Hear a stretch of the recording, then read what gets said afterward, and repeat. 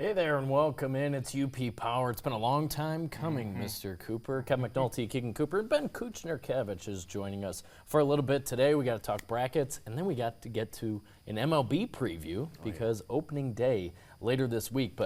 And then, of course, Keegan and I will talk about all the local stuff and put the winter sports season to bed. Can you believe it? Sleepy right? time, finally. Bracket time. Sweet 16 is set, both the men's and women's brackets. Talk of the town with the men's tournament, viewership up, Cinderella's down. The only double-digit seed we have in the Sweet 16 is John Calipari's Arkansas team in the West region.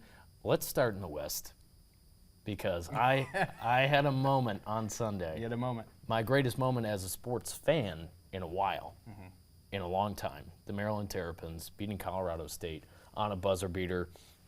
Derek Queen, I'm glad he's getting his one shining moment because he's an NBA player. He's going to be a lottery pick this year. So this is his one tournament to go off. He did that on Sunday. Maryland, the 4 seed, taking on Florida, who's the 1 seed. Well, that Maryland game was the best game of the tournament. Would you guys agree? You enjoyed that one? Maybe not as much as me, but it was a really great game. And Colorado State was tough. They had won 11 in a row, and, you know, we've seen that over the years. Teams that are hot coming in, they won the Mountain West tournament, obviously, part of that win streak. They gave it to the Terps for 40 minutes, and obviously it took until the last second to get the win. Yeah, I mean, that's what you want in March is you want these, these are the best teams. These are the 64 best teams in college basketball. You want close games down the wire. You want buzzer beaters. This is what makes March Madness and the NCAA tournament what it is, and we talked about, viewership is up. Maryland gets the ball with a couple seconds left and hits a game winner and punches their ticket to the Sweet 16. On top of that, both Michigan and Michigan State fans know what we've gone through over the past couple months. Maryland's last 4 losses were on game-winning shots with less than 10 seconds on the clock. That's Trey Holloman in College Park from 60 feet out. That's Trey Donaldson in the Big Ten tournament going the length of the floor at the buzzer as well. So Maryland gets one at the buzzer. I feel like, our fan base deserved that, especially the last time we were in the round of 32. Well, not the last time, but 2019, really close to moving on to the Sweet 16, lost at the buzzer as well. So they're going back to the Sweet 16 for the first time in 9 years. Taking on Florida, that Florida-UConn game might have been my favorite of the round of 32. Because it had everything, right? The 2-time defending champs. It had Florida, my pick to win the bracket. Just Ben, your thoughts on Florida struggling with UConn, and then a little bit of fallout with one Mr. Danny Hurley, of course, the 2-time defending national champion head coach. That was a crazy 24 hours after that one, especially for us and our friend Joey Ellis. Yeah, look it up on TMZ, Yahoo Sports. He's all over the internet with that. Yeah. But he got an apology from the UConn staff that said that they would ruin his life for the video of Danny Hurley that went viral from our old friend Joey Ellis. So that's the West. Also with Arkansas moving on and beating St. John's. That was a crazy game, too. 4 for 41 from the three-point line. An old-school battle. Nobody could make a layup, but Arkansas did what they needed to do to get a win. An old-school battle. Calipari and Rick Pitino. Those two have met in the Final Four twice. So I really enjoyed that. And I think Arkansas has a chance to beat Texas Tech, too, for sure. Yeah, I think they do, too. I think it's that underlying factor of they drew the 10 seed because in the regular season they played like a 10 seed, but they're not really a 10 seed. And they were injured. Their star freshman, Boogie Fland, was out for most of the conference season. And remember, they started 0-5 in the SEC, of course, the best conference in the country this year. But from 0-5 to the Sweet 16, I believe that was the call at the end from Brian Anderson the other day. That's interesting. We are not calling them a Cinderella because it's one of the best head coaches of all time leading an SEC team. I know they have a double-digit seed, but they're on to the Sweet 16, the only double-digit seed. Let's go up to the South, obviously. Michigan and Michigan State still alive, 1 win away from playing each other for the 3rd time this year. You remember what happened last time in East Lansing when you had Michigan State trying to kiss the Spartan logo at the end of the game on their senior day. Michigan took exception to that, but Michigan State, Ole Miss kind of flying under the radar, but they had 2 really good wins coming into this one. Yeah. So Michigan State, they did what they do. Jace Richardson was 1 for 10 against New Mexico. It wasn't an issue at the end of the day. That one field goal came with under a minute to play in the game. We've said it all year about Michigan State. They're Izzo tough. Mm-hmm. And that's going to make them tough in the next round, I think, as well. And then Auburn, the number 1 overall seed, has to game plan for Danny Wolf and Vlad Golden, the 2 7-footers on the Wolverines. So that'll be a struggle for them. Obviously, Michigan's going to be an underdog. Michigan State is going to be favored, but fingers crossed. Maybe we get that matchup in Atlanta. That would be nuts. I think keys for Michigan State, they can't start slow. Jace Richardson is going to have a better game than 1 for 10 against Ole Miss. And Michigan's going to have to go inside. Maybe get Auburn in foul trouble. Golden and Danny Wolf are also not going to be able to start slow. They're going to have to pound the ball inside. Golden's going to have to go get buckets. Danny Wolf's going to have to do what he has to do. Because, I watched Auburn play in the first couple rounds. They were obviously better than the teams that they played, but they weren't so impressive to me that. And they did have to deal with an experienced big man in Ryan Kalkbrenner from Creighton. You know that, and they did a decent job on that. And Michigan in the second half against Texas Tech, or Texas A&M, was the most impressive to me because it felt like that was going to slip away for a while, but no, they got it done from, again, last place in the Big Ten last year, first year under Dusty May now. They're in the Sweet 16. Briefly, in the East, Duke, Arizona, Caleb Love plays Duke again, former North Carolina guy. That's an interesting storyline. I never thought Wisconsin would get knocked out by BYU, but that team plays fast and they score. And they're playing Alabama, who plays fast and they score. Yep. Take the over. Take the over in that one. I think coming out of the East, you got to give Duke the favorite to come out of there and be in the Final Four just because. But I don't think it's the Duke Invitational necessarily. They are the best team, and Cooper Flagg is clearly healthy. They didn't have a problem in the first round or against Baylor in the round of 32. Now in the Midwest, this is in Indianapolis. Purdue, the 4 seed, gets to play essentially a home game against Houston. But Houston's tough. Even though I picked Gonzaga in my bracket, that was a close game down the stretch, but their defense was too much. Yeah. Talking about Houston. And then you have Kentucky and Tennessee. That's a SEC battle. That's the other thing people are talking about. Byproduct of not having the upsets, not having the Cinderellas, is all these power conference schools. 7 SEC teams, 4 from the Big Ten, 4 from the Big 12, and Duke. Yeah, and I know people are complaining. Oh well, this is going to happen every year. It didn't happen last year. It didn't happen the year before that. We had Cinderellas and upset, but with and in 2023, you remember the Final Four featured a 5 seed in San Diego State, mid-major Mountain West program. You had a 9 seed in Florida Atlantic. This is just 2 years ago, and then Miami and UConn was a 4 seed, and UConn ended up dominating that Final Four. So I hope this year's an anomaly. I think I said that word right. I think, but yeah, there's some truth to it. The high major teams picking off guys from the mid majors that transfer. Ben, how's your bracket looking? Well, you're still alive in the TV6 pool, right? I'm glad you mentioned 2 years ago, though, because that's the year I won it all in the Yeah, that's true. Yeah. Challenge, thanks to the high seeds making it. How are you guys doing on the Elite 8? Are all of you guys still in? I think I'm like 6 of 8 on the Elite 8. I think that's where I'm at too. I had Auburn, Michigan State, Florida, and Drake. That's not happening, although Drake did upset Mizzou in the first round. And then in the Midwest, Tennessee, and I had Gonzaga, and Tennessee and Houston. So I'm missing a couple here and there, and then I had Duke, Wisconsin. So I'm 5 out of 8. Yeah, I think I'm in 33rd place, but I got 7 of 8. All of my Final Four still That's there. Good. I did a lot of bracketology over the weekend, trying to make this work. I think it can. My Final Four still intact. Still intact, yeah. I had Michigan State, Duke, Tennessee, and Florida. Did break my heart to pick Florida over Maryland in the Sweet 16. I hope I'm wrong.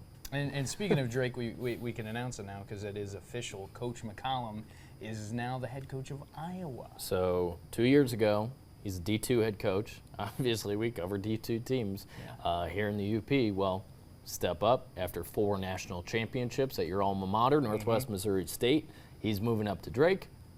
Well, they win 30 games. They win the Missouri Valley. They win a tournament game. Well, the Iowa job's open. He's an Iowa guy, and boom, now he's a Big Ten coach 2 years later. Yeah, wild for him. And the turn that he's made and the streak that he's on since 2012. He's won a conference title or championship, and it's still going. Now he's at one of the bigger schools, right? And I think he has an advantage, right? He's a well-known coach in D2, multiple national championships. Now he goes to Iowa, and we'll have this conversation where he's going to have significantly more NLI money. Right. Yeah. So he's going to be able to look at top tier. But I don't think the NIL situation in Iowa is great. It's not great. So they have to work through that. Have to work through it, but They give a lot to football and even wrestling a little bit. yeah. But Great for him. we'll see how it plays out in the tournament. I cannot wait for Thursday to get here so we can watch more. And Thursday is also opening day in the MLB. Besides the fact that the Cubs and Dodgers played 2 games in Japan. That's cool. It's just weird that it's 2 weeks. Not awake for those. no, us that leave here catch at the midnight, highlights. not quite. So, Ben, let's get into your MLB predictions. If you want to just take us through, and then we'll give our thoughts. Yeah. I'm not excited to watch my Chicago White Sox, but, the Tigers, after the way they finished last season, you got to be excited about the Detroit Tigers, even though they didn't do a ton in the offseason to kind of bolster that roster. But they're a young group, and I think that paid off for them last year.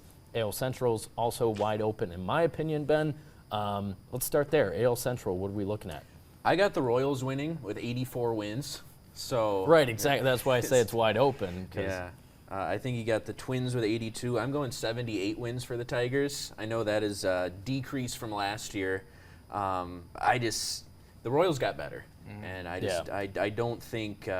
What I really have here is the Guardians getting a lot worse. I only have them with 67 wins. I think that's a good, almost 25, probably worse than what they were last season. It's not a great division. Let's just put it that way. And it's anybody's division to win. Remind me how many wins you had the White Sox at. 49. That is an improvement. Disrespectful. That I think is- I that's said an I think I improvement. said 51.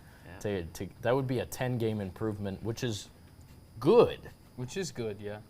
But when you're starting in the absolute basement of history, 41 and 121 last year. That's not great. Who is their opening day starter? Sean Burke, a Maryland Terrapin, ironically, and a guy that did he make his debut last year? I think maybe so. has thrown single-digit innings. That was not an majors. opening day starter name I expected Well, to no, see. they have a lot of rebuilding to do, but Eric yeah, Fetty, is he still in the White Sox or no? No, they traded him to the there you Cardinals go. last year. Yeah, at the deadline. But they did the few good pieces they had, especially on the pitching staff, are gone, got traded. Yeah. You understand why a team that awful would do that. I disagree about the Guardians. We'll see how that plays out. It just seems like every year, whether it was Tito Francona in the dugout or last year with Stephen Vogt, they find a way to get it done. And Jose Ramirez, I think, is the most underrated player in baseball and could be a Hall of Famer when his career's all said and done. Let's go to the NL Central. Obviously, that was the Brewers' division all of last season, even after the Cubs poached their manager, paid him the second most money of any manager in the majors. They obviously spend in free agency. They're one of the richest franchises in baseball. Probably should spend more. Absolutely, they should. Cubs fans will tell you that. But go ahead and give us the rundown on the NL Central. It's similar in that I have the Cubs winning with 85 wins. Yeah. I love the Brewers. I'd really love to see them go a little farther, but I think 77. That no more Willie Adames. I think that's going to hurt. Yeah. But on the other hand, Jackson Churio showed that he's making strides. They got hopefully a healthy Christian Yelich this year. Yeah. Rotation-wise, Brandon Woodruff's going to be back soon. That's Right. going to be a big help.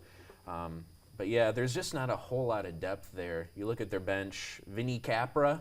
I don't know if you guys have heard of him, but he's going to be maybe a platoon bat for them. Yeah. And they got Jake Bauers back. That's not something that really, I think, moves the needle a whole lot. No, I would agree. Sal Frelick's a player that I like a lot. Liked watching him. He could be at the top of their William lineup Contreras, a lot can't forget this him season. either. He's- Absolutely. And I think Churio's a sneaky MVP pick for me. He played in MVP second half last year, and I don't know if enough people took notice. He was 20 years old last year, so year 21 season for Jackson Churio could be a big one. I understand what you're saying about the Brewers roster. It doesn't jump out. They did find a way last year. How about the rest of the division besides the Cubs 76 and the Brewers? wins for your Cardinals, Keegan.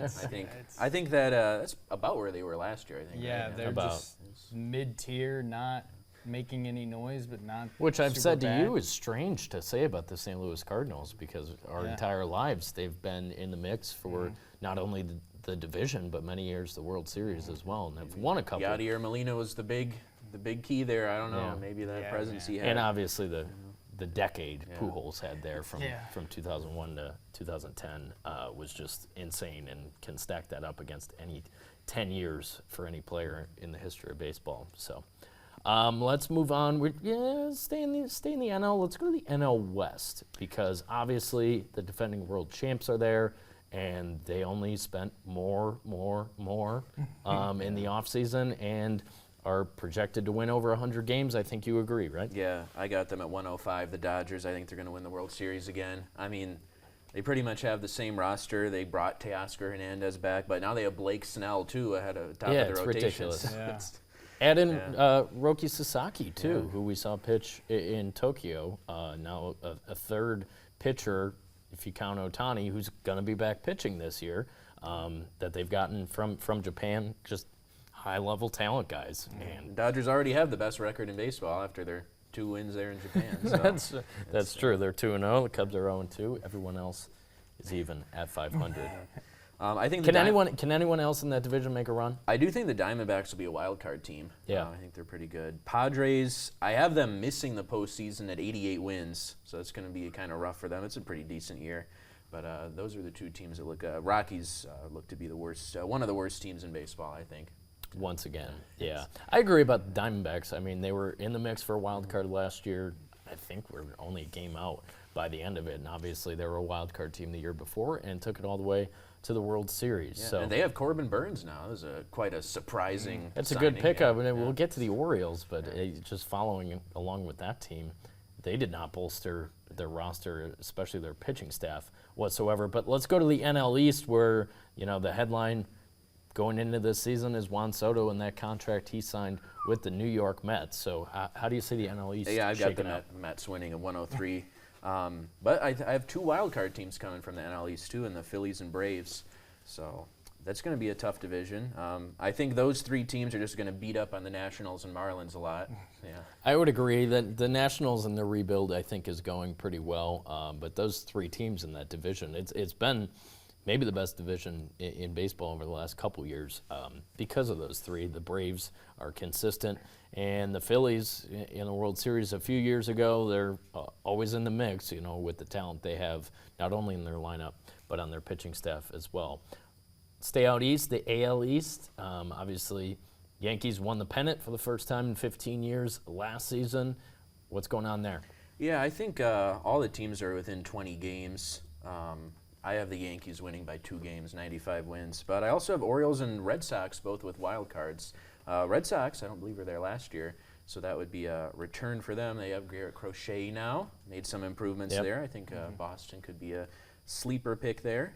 And like you said, the Orioles still look good, but Gunnar Henderson's going to start on the IL this year. Right. I just don't know if they're good enough to overtake the Yankees right now. Yeah, he was a guy in the mix for MVP in the AL. It was a crazy, last year. you had Judge, Bobby Witt Jr., and Soto, so then you have Gunnar Henderson, kind of the odd man out, even though he had a typical MVP year. Yeah, absolutely. So the Orioles are good. I agree with you on that. And the Red Sox absolutely made improvements across the board during the offseason. You think about where they've been since trading Mookie Betts to the LA Dodgers and making the World Series in 2018. It's been inconsistent and really the worst stretch for the Red Sox probably since the 90s. Obviously, they did all that winning in the 2000s and the 2010s. So let's wrap up with the AL West and how we're feeling out there before we get to postseason predictions. Yeah, well, they have my runner-up for the World Series there. I got the Mariners winning and losing the World Series to the Dodgers there with 100 wins. Astros, I think, are a wild card team with 92. And you got the Rangers at 86, kind of the odd men out there. The Rangers are an interesting team to me. Obviously, coming off the World Series last year was a big disappointment. A lot of injuries. Corey Seager out for much of the year, and the Astros, their consistency, how they started last year and ended up getting into the postseason. And a weird offseason for the Astros. They obviously traded Kyle Tucker going to the and they Cubs. brought in Christian Walker. Yeah. So and Kyle Tucker's a better player, I would say, than Christian Walker. But Walker is pretty good with the bat too. So. Yeah. Bregman, Altuve. Oh, yeah. Bregman went to the Red Sox. That's another reason. Absolutely. Yeah, I'm saying Altuve's aging. And he's going to play left field now, it looks like, huh? Strange. Strange. I'd just be trying to hit a line drive over his head, get to the wall and get a double. Let's get to the postseason. So the Mariners, my pick to lose to the Phillies last year in the World Series. So I'm not going back to Seattle, although they did just lock up their catcher Cal Raleigh for 6 years. I think that was a good move. And the Mariners did have one of the best pitching staffs in the league. And Julio Rodriguez, I don't know what happened with him last year, but he's got to be better. Yeah. I agree with you. That was strange coming off an incredible rookie year that he had. Well, what do you like for the postseason? I agree with Ben. I feel like it's hard to bet against the Dodgers because they probably are the best team in baseball. Do the Yankees build on it and win the World Series? Maybe. I don't know. You lose a guy like Soto in your lineup. Obviously, they went to fix things in other areas, but Garrett Cole out for the year. That's not good for a team that has World Series aspirations. Yeah, they did bring in Max Fried, but they also lost Nestor Cortez to the Brewers, another addition from Milwaukee. So, man, that's tough. Here's my World Series. It's actually a rematch, the 2015 World Series. The Royals and the Mets. Give me the Mets over the Royals. The Soto contract pays off, and they party in Queens for the first time since 1986. Yeah, I think if anyone really has a shot to dethrone the Dodgers, the Mets seem like a good pick for that. Yeah. But they're also, Imagine you had the Royals, they got better in the offseason. You have them win the division. I like that. I agree with that. So give us two teams. We got to have this on record, so we can make fun of you in October. We can make fun of me. I just exposed myself for my picks last year. True. So. I forget who I picked last year. Oh, you look at my picks, okay. No, I'm just looking at teams. He needs the rundown of the division. You need the rundown of the divisions. I honestly forget who I picked to win the World Series last year. The other thing with the Dodgers, as we speak right now, Mookie Betts has been sick for 2 weeks and is trying to play, one last exhibition game before opening day. But apparently, the reporting is that he's lost 23 pounds. Oh my. I saw that, and is not playing opening day. I don't think did Freddie Freeman play at all in Japan? I think he was out as well. I think so too. Give me Mariners Dodgers. That's the exact same thing I have. Really? We can go with the exact same. That's fine. You have Dodgers over the Mariners as well? I have Dodgers over Mariners. Oh. I think the American League is obviously more wide open because you have the Dodgers in the NL. So, if you wanted to do a couple of 500, you could do a Giants Blue Jays. If you wanted that kind of a dark horse one. I think the Giants will be all right, but it feels like all those NL West teams are just fighting for a wild card. Yeah. True. And that's how it feels. All right, Ben, opening day on Thursday. Religious holiday. Yes, absolutely. You're going to lock in all the games. And obviously we got hoops as well. But, Ben, thank you. We'll let you go, and then we'll talk local sports here for the rest of the pod. Thanks, Ben. Yeah. Thanks, Ben. Yep. So, a couple trips to East Lansing for us recently, and I'll talk about my trip, boys basketball history. For the first time in 17 years, 3 UP teams go down to the state semifinals or better to play at the Breslin. And, we'll go in chronological order of how that went. So, Westwood in Division III, what a run they went on. Obviously, Ethan Marta kind of powered them when they needed him to, And he did. That buzzer beater against Iron Mountain at Gladstone in the regional semis, that's going to live on forever. And he's a tremendous player, only a junior, going to be back next year, which is why the Patriots definitely have a chance to go back where they were this season, potentially further in the future, because that Westwood team, they just kept getting better throughout the year. And you think about the only teams they lost to, essentially, Marquette, Kingsford, and Iron Mountain. They split with Iron Mountain in the regular season, then got them again in the postseason. That game was crazy, but the Patriots down in East Lansing, and I'm going to say the same thing about Forest Park in D4 and then Kingsford the next day in D2. It felt like I watched the same game 3 times. Yeah, fair. Which was unfortunate, and how it went down in all 3 games, it wasn't complete apples to apples, but these teams that they ended up facing down there across divisions, they could score fast, and they were physical. And I felt like all 3 teams, Forest Park, Kingsford, and Westwood, weren't prepared for that type of atmosphere. One being in the Breslin Center. Yeah. Because some of them for the first time ever. For the very first time, it's just a ginormous arena compared to what they're used to playing in, obviously high school gyms. And they do curtain off the upper level of the Breslin Center to make it feel a little bit more intimate in there. But it doesn't make that big of a difference when you have the depth perception. They talk about this when they play in football stadiums in college basketball. That takes some adjusting to, and getting 20, 30 shots up before the game, I don't think does it. And why am I saying that? I think I saw Ethan Marta airball, and I saw Gavin Grondin airball. Yeah. We didn't see that all year, right? Yeah, no.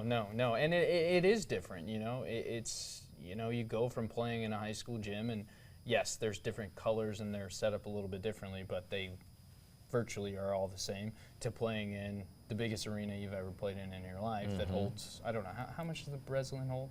Like 70? 15. 15. About. So, yeah, that was one thing where I didn't feel like they were ready for the environment that was there. And it's not a knock on any of the teams. It's a natural thing that happened to a lot of teams when they get down there and play teams that are as talented as the teams they went up against. The other thing that I alluded to was the physicality of these games, and going along with that, the calls that were not made. Many of them, and it's not a knock on the referees and the officials in these games, it's just they weren't programmed or wanting to or ready to call every little ticky-tack foul, and I don't think they should have. But I also don't believe that these UP teams that went down there were ready to get knocked around and not have a whistle. Yeah, I think the game is officiated a little bit different up here, and it frustrates me sometimes. I love all our officials, but calling the ticky-tack stuff, I know they go through, you know, whatever the MHSAA says, but when I'm down in East Lansing, I don't see the same type of calls made. I'm talking defensively on reaches, in the paint, going for rebounds, over the back calls. They let so much go, and that, I think, frustrated all 3 UP teams as they fell behind to these really talented programs. And when you get into a game like that where you're down double digits in high school, you got a 32-minute game, no shot clock, it's so tough to come back. Yeah, it is really tough to come back. And I think it's that, you know, you could make this argument at the college level where there haven't been calls. It's becoming a more physical game because nobody wants to watch a basketball game and hear a whistle every 30 seconds, every time down the floor. Yep. And with the new MHSAA rules where you get to 5 fouls in a quarter and now you shoot free throws, nobody wants to watch 2 teams shoot free throws back and forth for 32 minutes. So I agree. That's why I said I didn't have a problem with the officiating. I'm just saying it was different than the regular season games that I watched all year where they're blowing the whistle a lot more. Yeah, and not letting as much go when it's a physical game in the paint. So I think that's a learning experience for these teams that were down there, those young players that return, and the coaches of those teams. That it's like, okay, we have to play through the contact, finish through the contact, and we just have to play as hard as we can until there is a whistle. Yeah. Because when you get to the state tournament, there's oftentimes not going to be a whistle. I think the most controversial one for me now, especially in college basketball, is you're guarding me, I'm driving into the paint. You go straight up and wall up, but I jump into you, miss my shot. Is it a foul? Well, no, because you walled up. There's a lot of those calls where it's like, well, is it or is it not? Learn to play through the physicality and just make that shot even if you do get hit, whether you get a whistle or not. And so learning experience, a tough go of it. Yeah. Because all three of these teams we watched all year. They were really good, really successful. They have some great players that are, returning, other players that are going on to play college basketball. It's a tough go of it, but it is a different, not that it's a wrong way at all, but it's a different kind of level of officiating. I think you got to play through those. And that's what I'm saying. It just wasn't, default. I'm gonna blow the whistle, when I see contact, somebody going to the rim, or like I said, on a rebound. I think Westwood really struggled with the athleticism of the Arts and Technology Academy from Pontiac. That was a really, really good team. Even though Westwood was great on defense all year. A.J. Pizziola was the Defensive Player of the Year in the conference. Obviously, Marta was the Player of the Year. It's not like they weren't defending. It's just a really good team on the other side, and they weren't getting the benefit of whistles when they needed it. For Forest Park, later in the day, Wyoming Tri-Unity Christian, we've had a UP team play that team the past couple of years. St. Ignace lost to them in the semifinals last year, and Munising beat them in the state finals in 2023. Well, that team just shot the lights out. At one point, I think after the first quarter, they were still shooting 80% from three. They made all their threes. All these kids, credit to them. They all looked the same. Same makeup, not especially tall.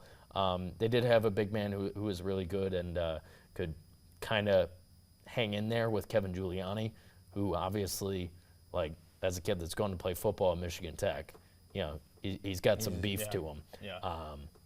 So they had somebody that could handle them, and then bunch of 6 foot white shooters, and they shot the ball really, really well, and it kind of buried Forest Park. Now, similar to Westwood, this Forest Park team in D4, they have a young star in Vic Giuliani, who is only a sophomore this year. Yeah. So thinking about their future, obviously you won't have Big Bro inside to help them out and push some kids around underneath.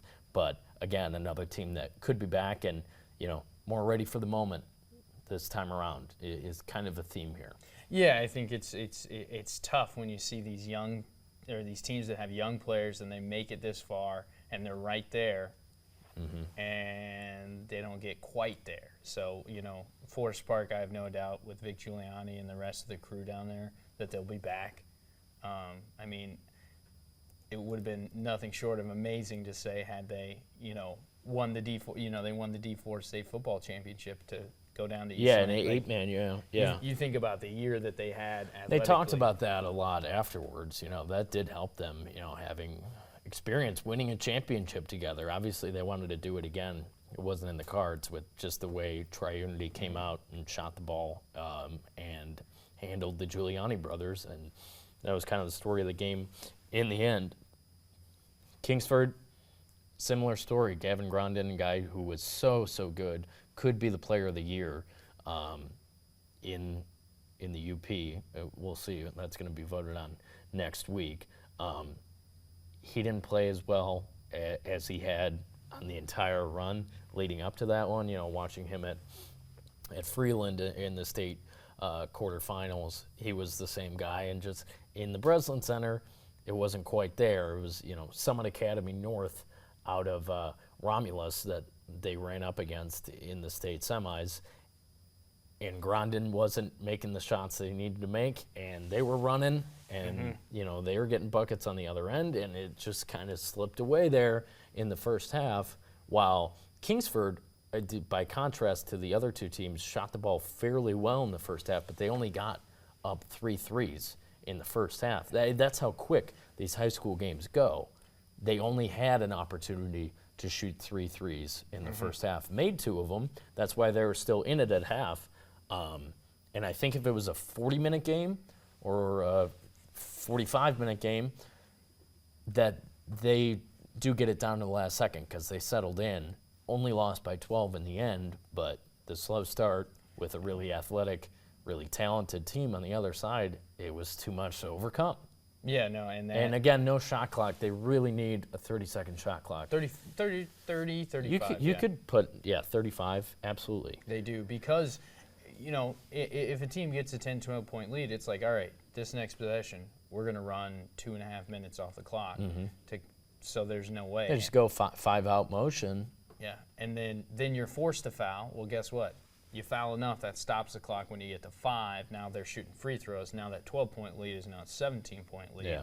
Now you're down by 20 eventually, and there's no coming That's back. what I'm saying. The game would be more exciting with a shot clock. And personally, I'm not interested in the public versus private debate. I know there was one coach last week that made headlines coming off the floor. I believe it was a D3 state game at the Breslin Center for the girls.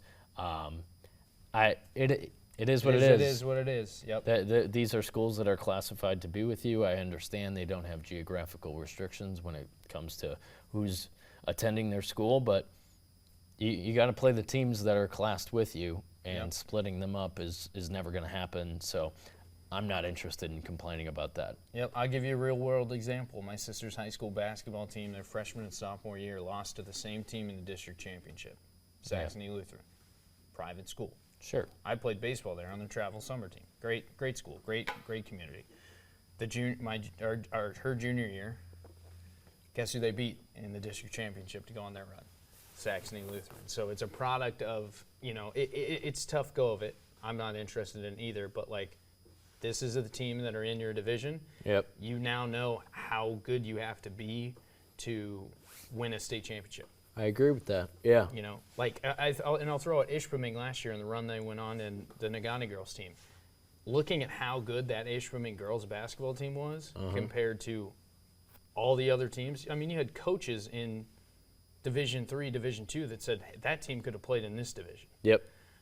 And beat teams in those higher divisions. A public school with an enrollment of what, 200 around there, ballpark. So you have to get on the level of, if you want to be that good and win the state championship, you have to be that good. And maybe if you're public school, you can't do it year in and year out. But you get a good group together and you make it happen one season. I'm of that agreement. Compared to these private schools, that it's always been that way. Yeah, it wasn't that way when I was in school. It was that way Same idea with my high school won 3 state championships, while I was there. Seemingly every year in the regional final, we're going through Loyola Academy. It was either one of us was moving on, and that's just how it was. It was a public school versus a private school. Some years we were better, some years they were better. Yeah. So that's what I... that's our 50 cents on the public-private. Yeah, my one soapbox thing is UP officials in basketball should let a few more things go and let the kids play physical. It's a physical game. That might prepare them for better success in the postseason. Let's talk girls, because one team that, they were fun to watch. One loss going into the state final game. That's you in Trout Creek, a young team.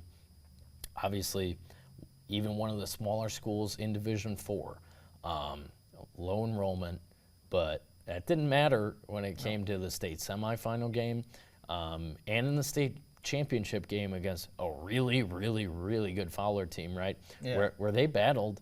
In halftime, it was definitely still a game, but maybe over the course of 32 minutes, the Panthers couldn't hang around, right? Yeah, no, and it was that Fowler, not as a public school, by the way. Yeah, it was the a question of you think about a Fowler team who was going for their 3rd state championship in 5 seasons, And the 2 seasons that they didn't win a state championship, they lost to Ishpeming last year. Yep. And they lost to Baraga 2-3 years ago.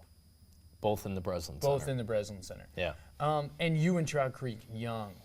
They have 2 8th graders on their team that are playing with them. Which is, I believe, the first time that's ever happened for a team playing the state championship with 8th graders. Which on shout the out to roster. them for stepping up, being on that team, being there, because they got to have them. The Bessinen sisters watching They're Emma awesome. and Bree watching them all year. I believe senior and sophomore, or Senior and sophomore. Yeah. Yeah. So you'll lose Emma, Bree will be back, and then you'll have all the other freshmen, sophomores, the 8th graders that will now be freshmen back on that team. So expect them to be, right back in the conversation next year, taking down St. Ignace, a historically good, Yeah. dominant program in the UP that was downstate multiple times. They were a joy to watch, but I think too, just going through that game, the first half, I think it was again that environment of playing in the Breslin Center, a place we've never played before. Yeah.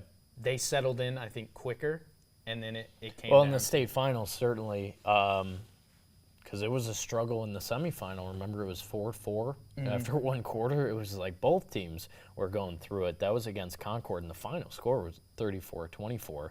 Shout out Ireland McGishik in that game, semifinal game, had 15 rebounds.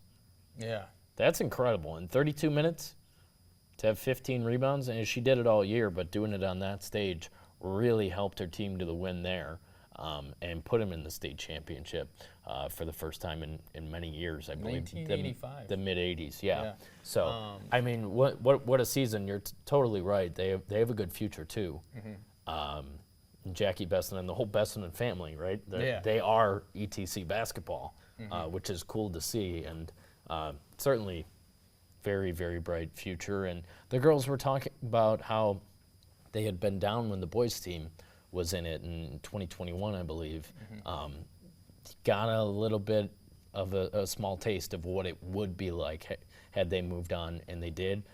Great season, so shout out to them. Yeah, shout out to them, and I think too it was when you got to that. Plus, second half- Gladstone in Division II, we should mention, making it to the state quarterfinals as well. And D3, I'm blanking, Calumet, moving on all the way to that round 2. Great seasons for them too.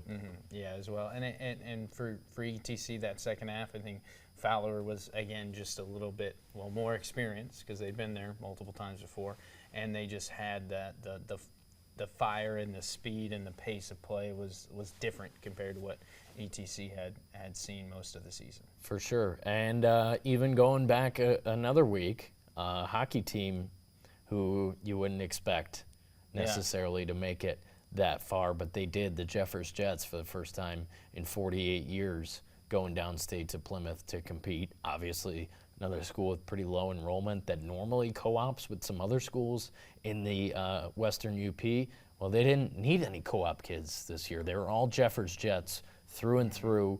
Went on a magical run, beating Sioux in the quarterfinal, and then Cranbrook Kingswood. And when you're in D3, they're going to be waiting for you in Plymouth. And man, they played really well in that game, but couldn't pull it out. Yeah, it was again. It was a game where it was maybe 1 or 2 more things go their way, and you're talking about a state champion.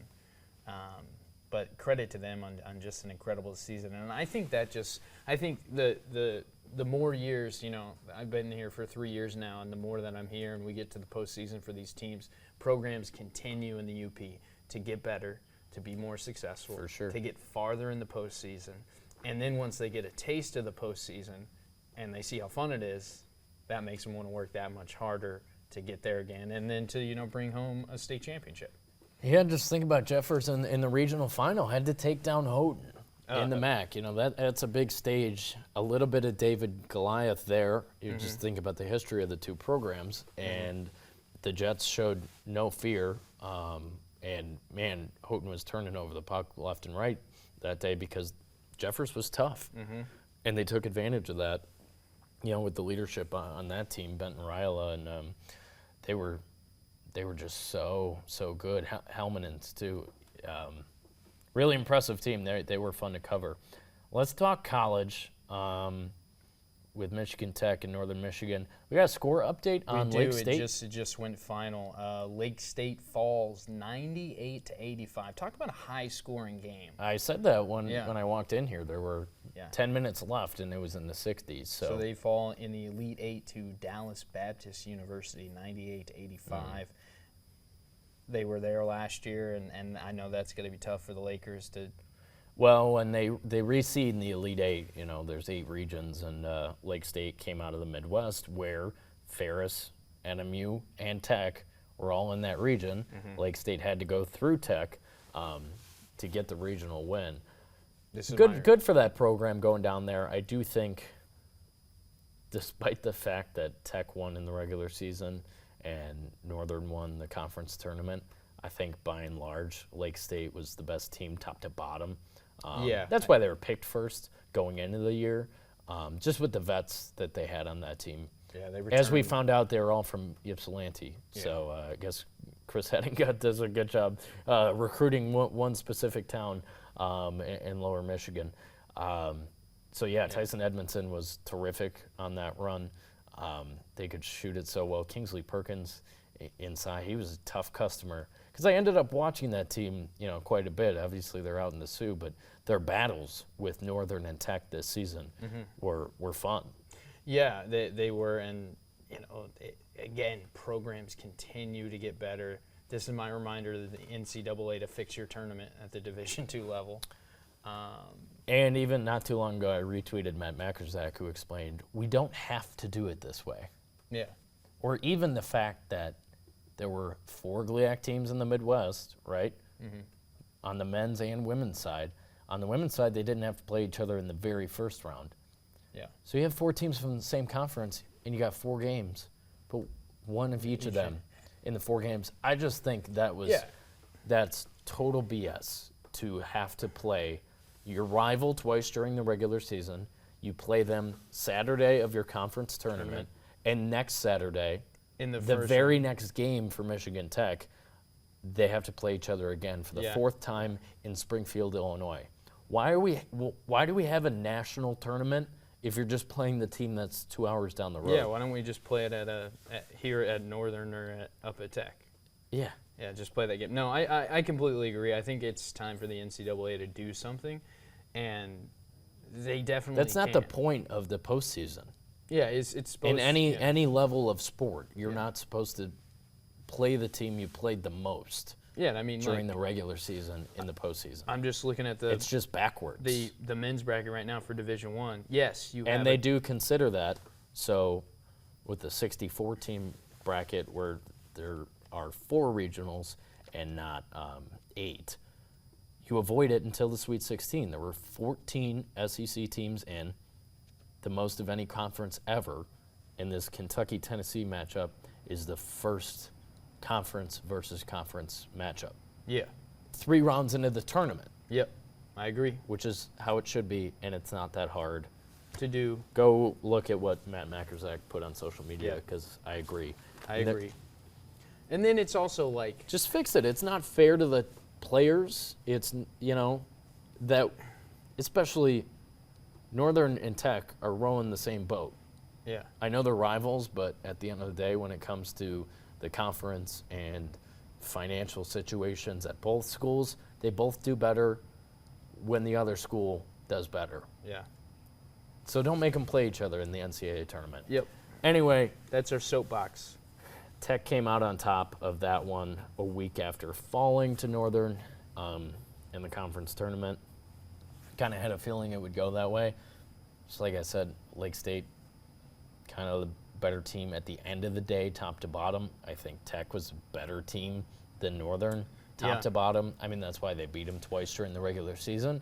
But Northern caught them, on a bad day, and it took all 40 minutes of that game for Northern to beat them. And then you just can picture Tech playing better and being prepared to beat them again in the NCAA tournament. I just kind of saw that one coming.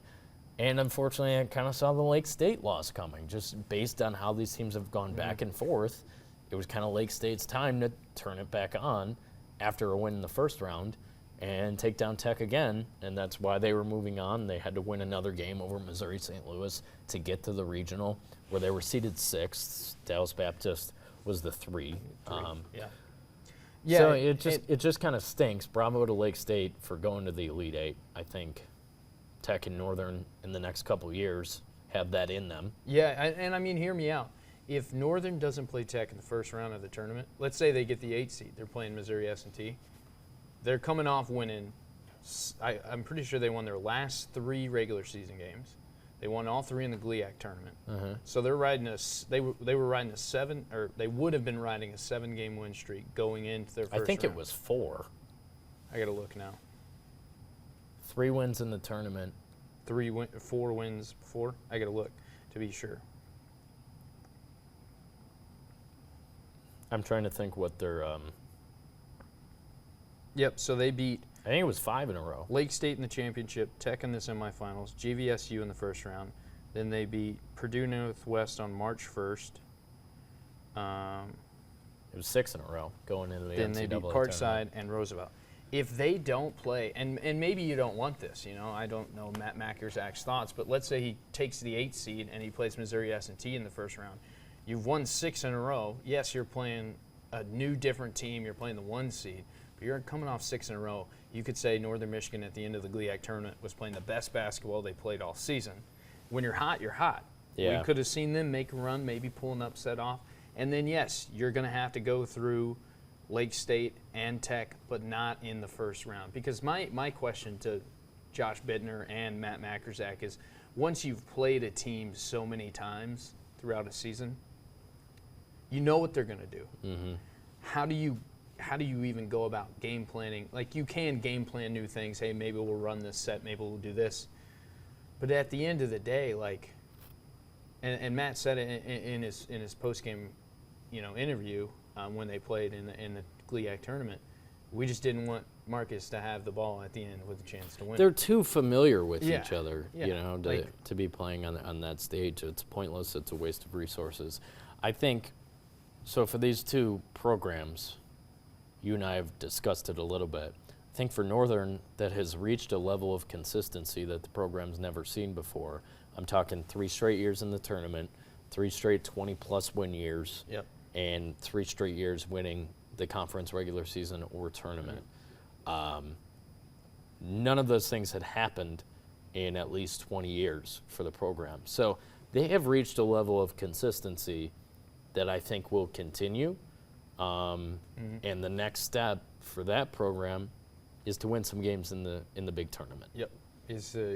Right. We need to see them make a run and not just winning their first game and then you're out in the round of 32. Probably winning in the opening round, winning in the round of 32, and at least making a Sweet 16 appearance. I would agree with that. And I think for Tech, when you look at And obviously, you see what Lake State's, yeah, it's possible. this next week of being in Elite Eight and being in that environment. It's the biggest stage in Division II. That would go a long way. And I think both programs we cover are capable of that. For Tech, I think this was year 4 for Josh Bittner. Obviously, his best season as a coach. He's the coach of the year in the conference. Absolutely should have been. I think the challenge for them now is to reach the level of consistency that Northern has had. I'm talking just winning 20-plus games, winning some sort of championship, and just keep going to the national tournament. Because that's what it's all about. You give yourself a chance when you get in, but a lot of times it does go the way it went for Tech and Northern. Couple games in a couple days, and you're out, and it ends so quickly.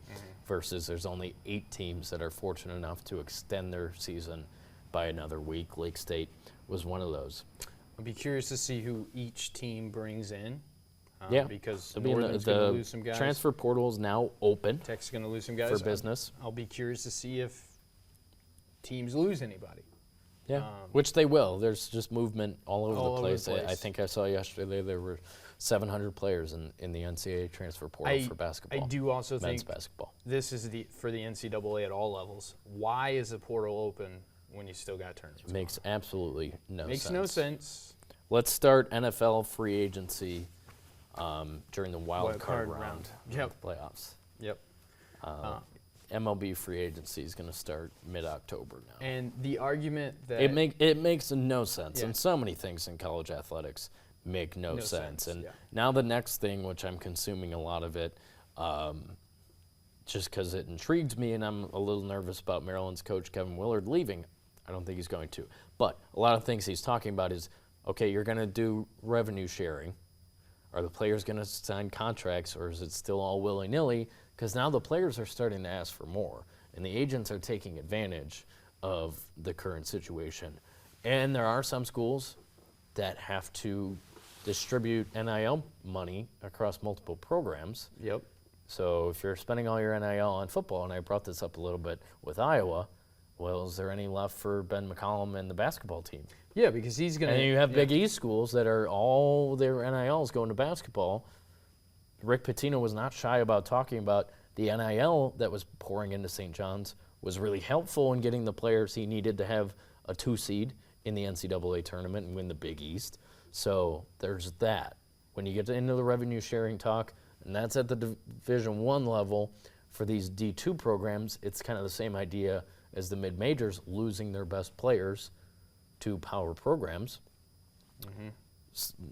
Max Weisbrod, GLIAC Player of the Year last year, makes a jump from D2 to a mid-major in D1 in Northern Iowa. Same idea. So how do coaches manage that? And Matt Macrzak, I think, did a great job managing that. Michigan Tech's guard. Dan Goresger, Dan Goresger did the same thing, did the went same to thing. Northern Kentucky in the Horizon League. So yeah, how does Matt Macrzak and Josh Bittner go about that? And then also, Does Marcus Tomashik leave? hear me out. And I've told you this example before, and I'm going to go back to Coach McCollum because I went to Division II school and had a lot of experience with it. Ryan Hawkins is he's now a professional basketball player. He went to Northwest Missouri State.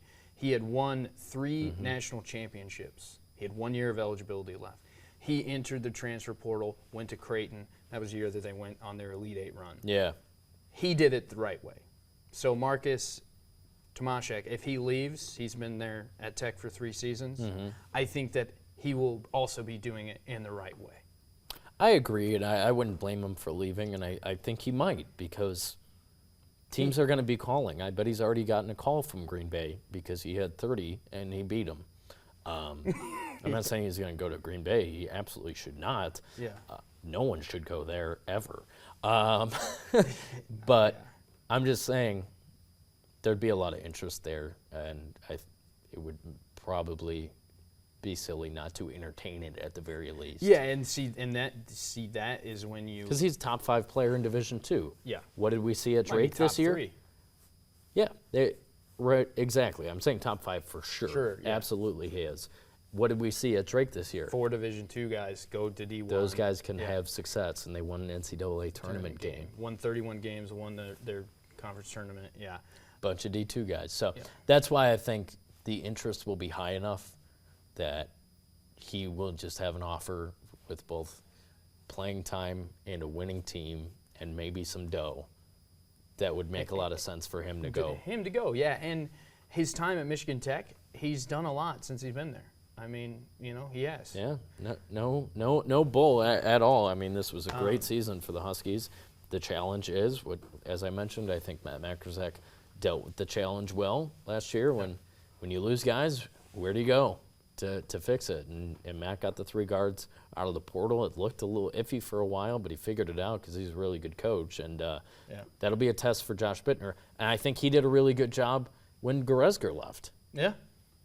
So it doesn't mean the end of a program. And I know, and people, I've had that conversation. Well, guys enter the transfer portal and leave, and that's what kills programs. A little bit, but also, what do you do as a result of that, right? Like, yes, Marcus Tomashek is, a phenomenal player.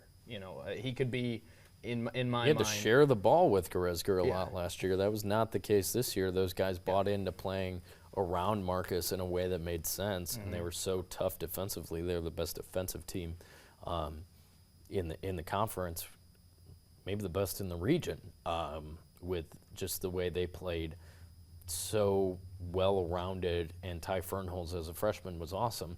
They didn't need Goretzka at all. So credit to Josh Bittner, credit to Matt Macrazak the year they had, credit to Casey Thousand with the Northern Women's Program. Get to the second round of the tournament for the second straight year. I think they have the same challenge as the men's program.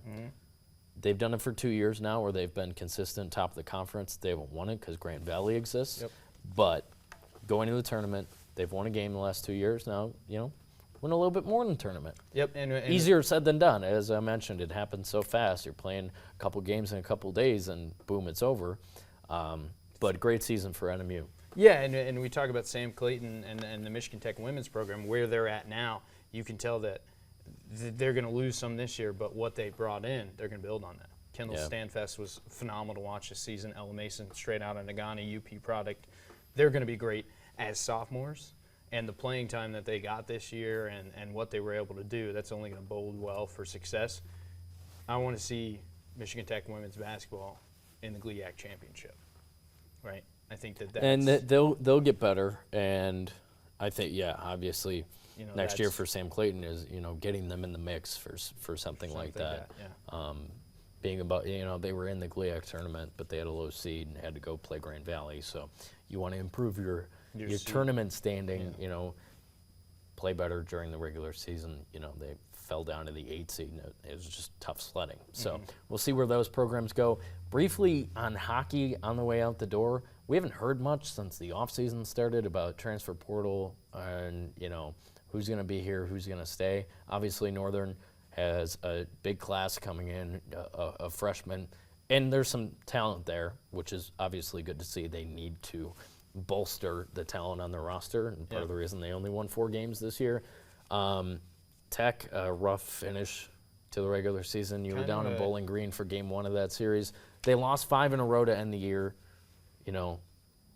Their 3 losses to end the year knocked them out of home ice in the Mason Cup playoffs. They didn't have a chance to play in front of their fans for that 3-game series, which is a big deal. They had to go to Bowling Green. They lost 2 in a row, and it was a surprising end of the season from my perspective. Yeah, I will be honest. I expected them to maybe not win it all, but at least get out of the first round. And it was, it was kind of a no-show appearance both nights when you look at the box score. They just didn't have it. And I will say, it was the first time I was in Bowling Green's barn. Shout out to the Falcons, but that place was rocking all night. Yeah, tough place to play.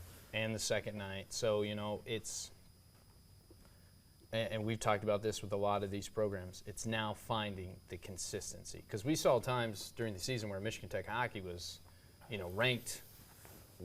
Well, you think about the last 3 years they were in the national tournament, too, which is really, really tough to do and had never been done in the history of the program. So I think they'll be fine. They have really smart guys and really good on their coaching staff around Joe Shawn. I think the world of Tyler Shalast and the talent he's already gotten in there. And when you think about it, they were young again this year. Maybe a sophomore slump from Isaac Gordon, but they're freshmen. We'll see if they hang on to those guys. Janssen and Morel had great years. So I think you get a year under their belt, assuming they're sticking around. Tech will be just fine, and Northern, how slow of a build is it going to be? Yeah. What is a reasonable improvement for next year? 10 wins. And I think they can do a lot better than that. I think they could go 500 next year. I think that's a reasonable goal to have. 500, and you get into the tournament. Because now, well, they'll be in it because their season's been over already for 3 weeks. Yeah. Dave Shayak and his staff have probably been locked in on, where are we getting talent? Yeah. And, they'll be there like day one, pitching NMU. And I don't think it'll take that long. No. I know they're just happy this season's over. And I think Tech will be fine, too. Just a disappointing end of the year. Minnesota State ends up playing St. Thomas in the CCHA championship. St. Thomas not eligible for the tournament, so Minnesota State was going regardless. They were the best team in the conference. They won the McNulty. So they're going to Toledo, I think, where Michigan State is. Michigan State, the number 2 overall seed, definitely has a real chance when it comes to Frozen Four time. We'll see how the Spartans do in that department. Spartans still alive in the men's basketball tournament. Fun stuff. It's wrapping up, but the local stuff got to put to bed for the winter and wait for spring sports to get here. Yeah, we got to wait for the Gotta melt snow some to snow melt out there, Yeah, man. somebody grab your portable heaters and go melt the baseball fields and softball fields and tracks. And, Yeah. we got soccer and tennis and golf as well when the sun comes out and the snow goes That's away. right.